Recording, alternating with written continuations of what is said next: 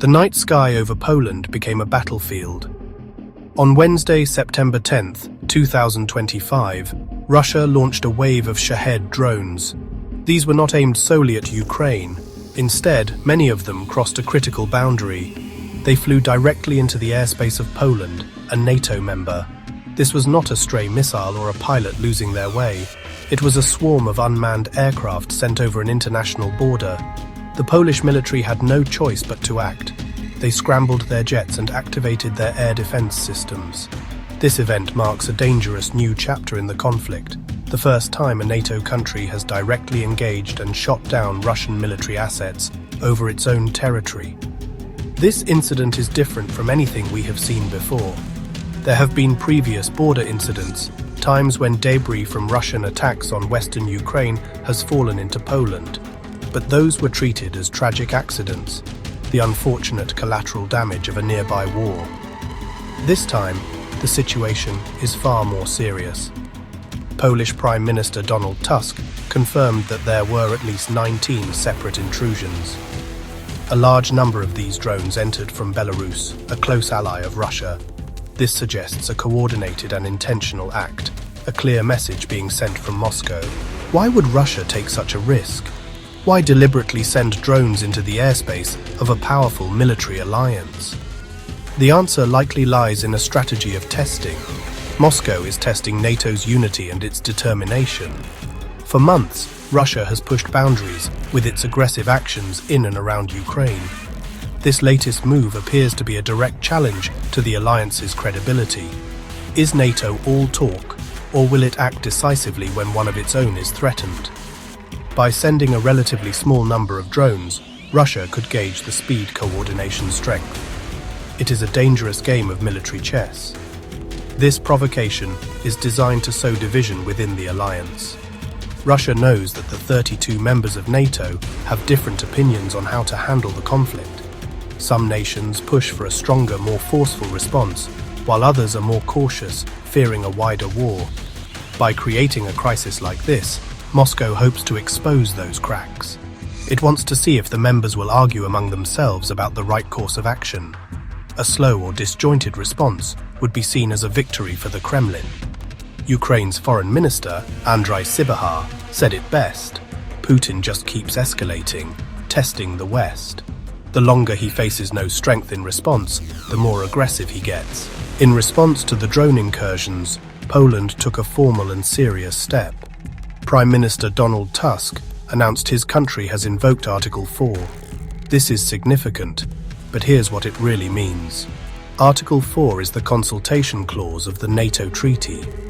It lets any member call a meeting of the alliance if they believe their territorial integrity, political independence or security is under threat.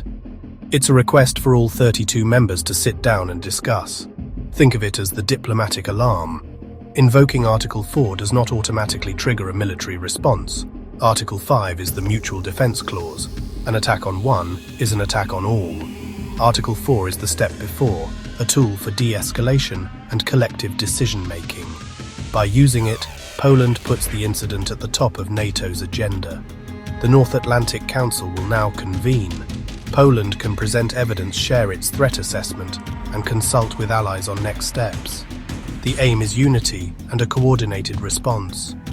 Article 4 has been used before, 7 times, most recently in February 2022, when several Eastern European states invoked it as Russia invaded Ukraine.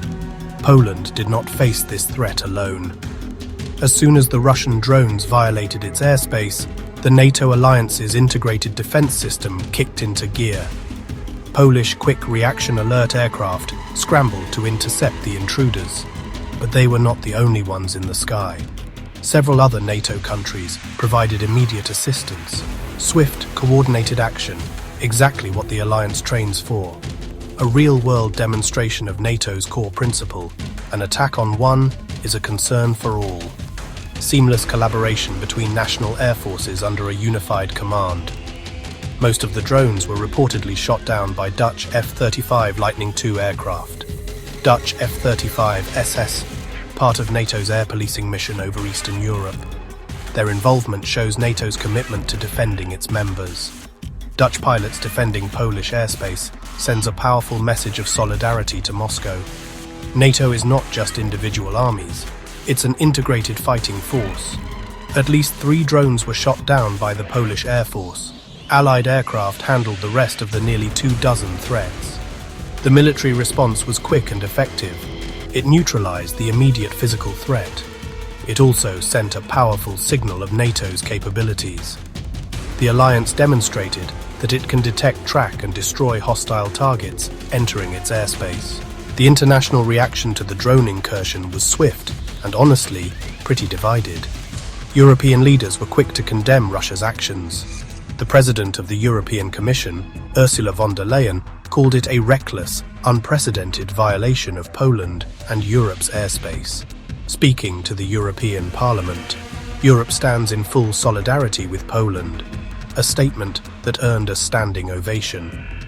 She announced the EU was already working on a 19th package of sanctions against Russia. This shows a clear desire from Brussels to impose further economic and political costs on Moscow. In the United States, the response was more mixed. Many lawmakers from both parties immediately condemned the incident. Republican Congressman Joe Wilson, a senior member of the House Foreign Affairs Committee, did not mince words, labeling the event an act of war. He praised NATO allies for their rapid response. However, there was conspicuous silence from other political figures. President Donald Trump, when asked by reporters for his reaction to the attack on a NATO ally, offered no response.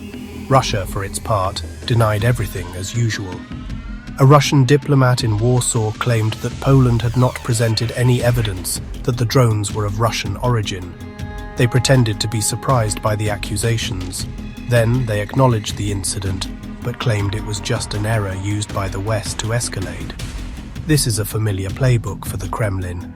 Deny, deflect, pretend to be the victim. Do it, and then blame it on the others.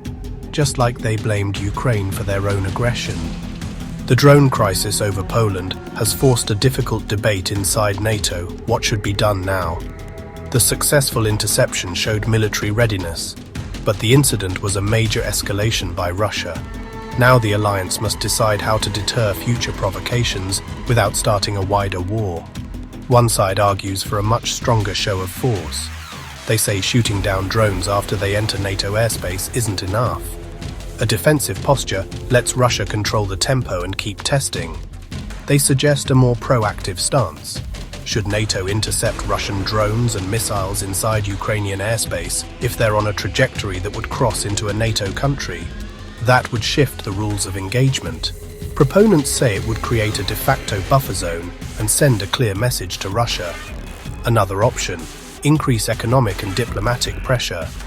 Diplomatically, NATO could issue a final unified warning to Moscow. That warning must be backed by a credible military threat, like deploying even more advanced air defense systems and sending fighter jets to the eastern flank. The aim, make the cost of provocation too high for Russia to risk. Likely the best response is a combination of strength unity and clear communication to show the West doesn't seek conflict but is prepared to respond to aggression. If you found this analysis helpful, please like, subscribe, and share for more in-depth coverage on global security issues.